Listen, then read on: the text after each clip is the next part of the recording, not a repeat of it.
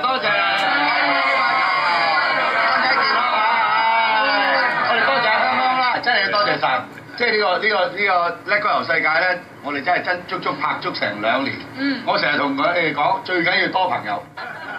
叻哥梗係多朋友啦，睇佢主持嘅節目《叻哥遊世界慶功宴》，要坐呢一張25人嘅台就知啦。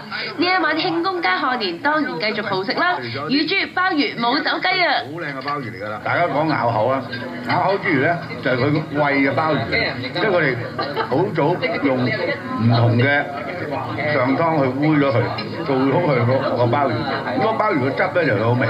大家咧話撈少少飯，哇！真係好味到不得了。嗱頭先咧，我就啱啱學到食鮑魚咧係有技巧嘅。如果未結婚咧，就唔會識嘅，因為咧食鮑魚嗰陣時咧，佢會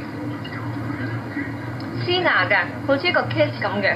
所以咧，我哋呢啲冇男朋友嘅唔會識嘅，今日先學到啦。即係你又唔黐牙，冇男朋友就唔黐牙。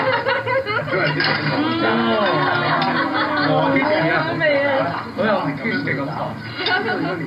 講起跟叻哥遊世界，班老友仲回味無窮啊！佢帶我去沙巴，哇！沙巴我同佢食燕窩咧，咁有一煲燕窩咧就好大煲嘅啫，有一煲就係咁大煲嘅。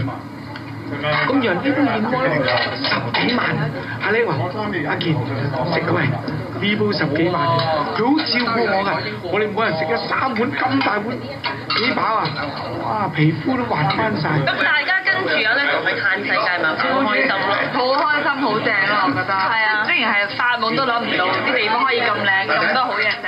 咁同埋我哋自己本身，佢啲地方我哋自己未必會去到咯。好難忘，因為我自己去travelling 咧，我唔會有機會試咁豪嘅嘢，即係咁多蠔一次過一路食晒不停，又或者咁大嘅蟹，所以我覺得呢次係好多謝你，因為好幸福。呢個你唔好睇小佢啊，好鬼聰明嘅，好識避重就輕啊！大家睇下啦嚇，跟住留意節目啦，唔係好似佢個樣咁純嘅。